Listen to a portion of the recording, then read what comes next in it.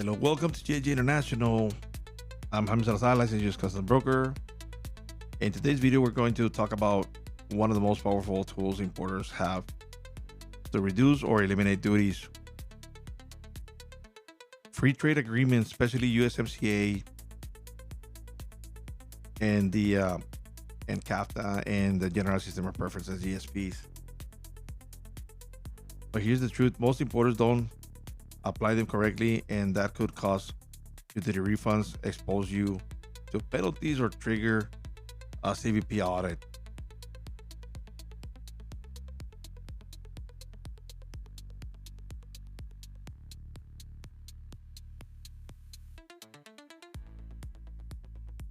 What is a free trade agreement?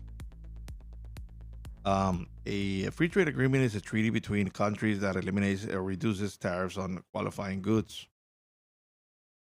Um, the U.S. has several key agreements, including which is the USMCA, which is the United States Mexico Canada Agreement, the CAFTA-DR, Central America Dominican Republic Free Trade Agreement, and the GSP, which is a preference program for certain developing countries. These programs help you lower your landed costs, but only if your goods meet specific origin and content requirements. How to qualify under USMCA under 19 parts 182 of the Title 19 Code of Federal Regulations to claim USMCA benefits. The goods, obviously, your item, the goods must be originating based on rules of origin, which is the Annex 4B. The importer must possess a U.S. A USMCA certification, not a formal CBP form. Any document is accepted if it contains the 9 required data elements. You must keep the records for 5 years. And common mistakes claiming without knowing the regional value content. The other one is using third-party suppliers who don't support the claim and failing to respond to CBP verification later. So those are the common mistakes. So be careful with that and be aware with that, okay? And when we talk about the CAFTA and the GSP, key differences, CAFTA requires that the goods must be wholly obtained or substantially transformed in a CAFTA country. Okay. Documentation must prove regional content, special preference labels, which is TPLs, apply to certain textile goods. The GSP, currently renewed by Congress intermittently, applies only to eligible countries and products, requires direct shipment. No duty but must be requested at the time of entry, and there's no retroactive claims on this GSP. And obviously, what are the risks of incorrect claims? Obviously, false claims under 19 U.S. Code 1592 penalties.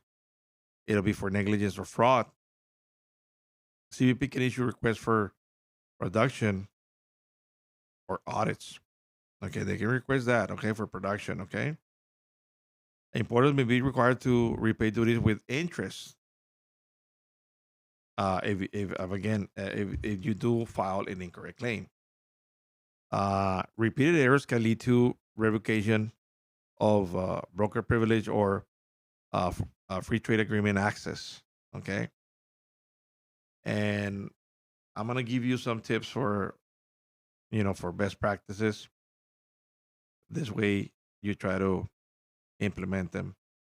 And the best practices for claiming free trade agreement benefits. Obviously, know your rule of origin for each FTA and product, and maintain supplier certifications and affidavits. Don't use blanket statements. Use the 9 USMCA data element. Okay. Respond to CBP verification within the deadlines. and train your compliance team and update records annually. Uh, Let me just give you one last example.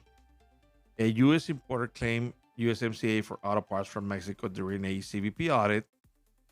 They could improve regional value content, but they were claiming USMCA. The result, oh my God, it was over $200,000 in back duties and a warning for future audits. So that's an example right there. So make sure that you don't let it happen to your company. You may be claiming USMCA, but again, during an audit, if you can't prove either or, regional value content, tire shifts, or whatever the case is, whatever you're claiming, based on what, uh, the results. So be careful when filing USMCA claims, okay? Because I've seen a lot of manufacturers being denied the duty treatment. So be careful with that.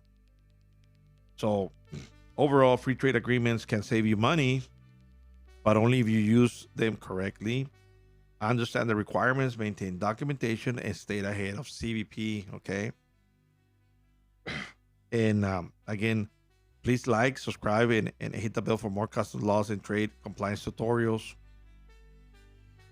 This is your host, Jaime Salazar with JJ International. And thank you for watching. And please be alert to the next content that we're going to put very soon. Thank you very much.